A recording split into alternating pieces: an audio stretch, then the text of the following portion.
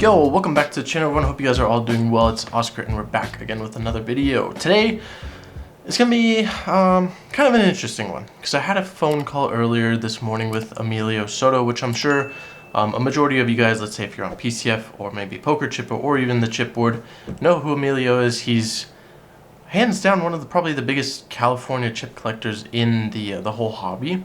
And we were talking about brass elephant chips because he's working on a project currently on that, trying to do some research. He had a question for me about some of the chips, and we were talking about that, and then we transitioned to recently there was a find of Adolfo's chips from California as well, which was posted on PCF. There were one or two or three of the guys that were three guys that I know. A bunch of people on PCF know who they are.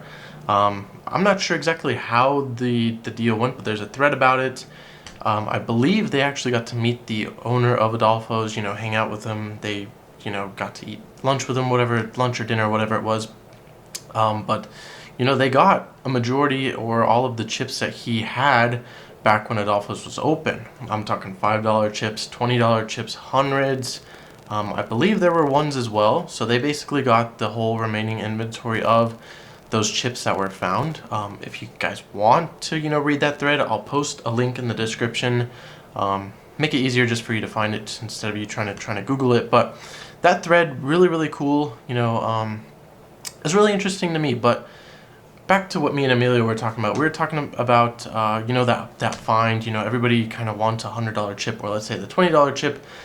Because that's probably primarily the chip that most people are missing out of their sample sets if they have a sample set.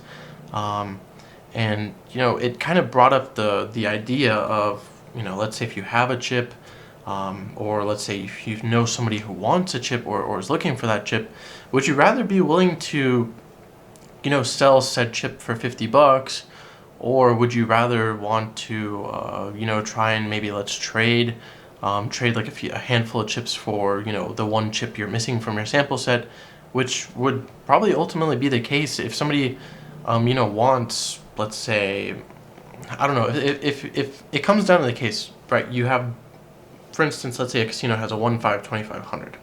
If you have the 1-5, 25, and all of a sudden you see the 100, it's going to kind of get your mind tingling and you want to fill in that last sample set spot.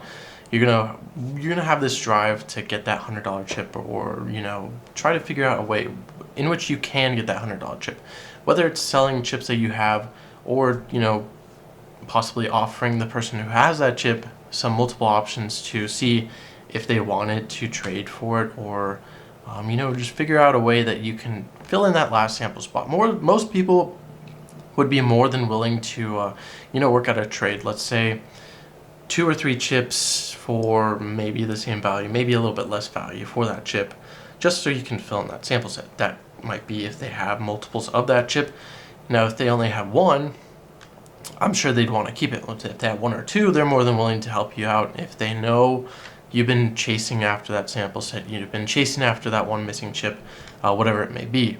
But it came to I guess the main topic of the conversation was, is filling these last sample set spots going to become more harder, or is it actually going to become a little bit easier because, people are kind of in a way more than willing to trade, or in a way they people in the hobby want to help others, is kind of how I saw it, because you kind of see this hoard be found.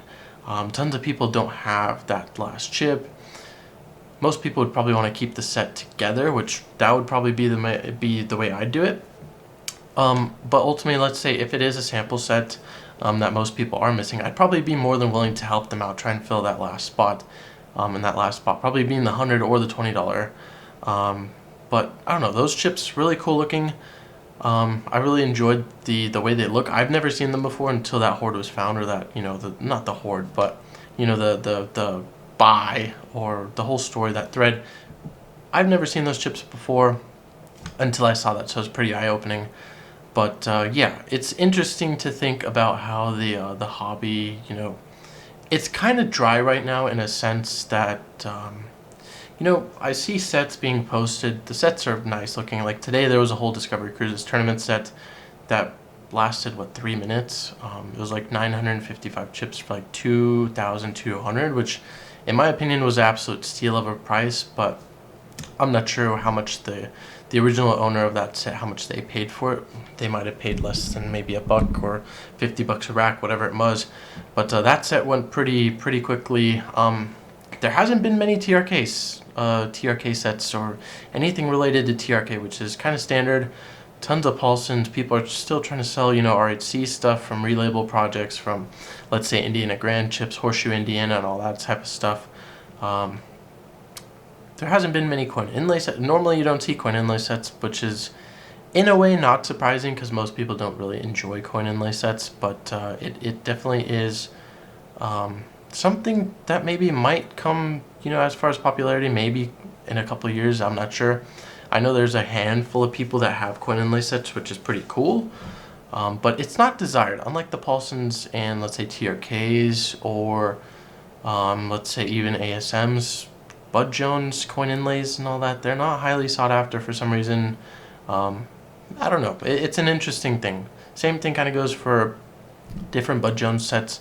People, you know, they like the Paulson feel. They like the TRK feel. They don't really like the feel of plastic, or even, let's say, Abbiati's or Matsui's on that case. But, you know, all these old California chips, they're all Paulsons. Majority of them are all leaded, which makes them really highly sought after. Same thing goes for the TRKs from California, from Nevada. Majority of them are leaded. The funny fact, there was actually an Eldorado Club from Henderson that I was looking at work today, and I happen to think that, you know, this chip's really heavy.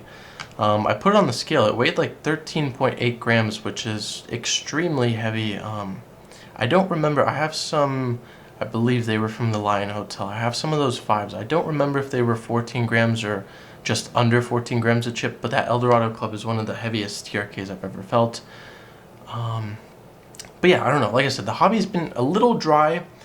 Before the chip show, obviously it was popping, you know, people are selling, buying, and all that stuff. Obviously that happens with the chip show coming up. People are looking to, you know, make money for the chip show to buy other things, and then afterwards it's kind of like a reset mode. Things chill out, and then it kind of takes a little while for things to pick back up. But we're kind of in that recovery mode. Tons of people are still doing work. There's a ton of stuff, you know, going on behind the scenes as far as the hobby itself. There's tons of people, you know, working on stuff, tons of people figuring stuff out and doing whatnot. I've been extremely busy at work, extremely busy with life, with Eiley and Delilah and all that. It's been fun, very, very fun. I can't, you know, there's no negatives about that. It's just only positive, only smiles. And yeah, hopefully, you know, I'll be able to hang out with them very soon. Hopefully, I don't know if it'll be tomorrow, but we'll see. Definitely this week. But it's been very busy, like I keep saying every single video. Time just keeps going by. Every time I say I'm going to upload a video, it's almost like a week or 2 weeks goes by. But I've still been trading stocks like I did. Not as heavily as I was at the beginning of the year, but definitely still doing it. And I haven't been buying chips as much just because things have been, I got other expenses and other things in life to focus on than chips. But I do still pick up chips here and there, not as much as I used to, like I said, but the collection is still growing. I've sold off a little tiny bit, you know, singles here and there, but majority of the collection is definitely still there. So hope you guys enjoyed today's video. Hopefully it was a little bit interesting, maybe kind of got your head thinking about what traders, or let's say what might be happening in the hobby in the next coming months, maybe the year.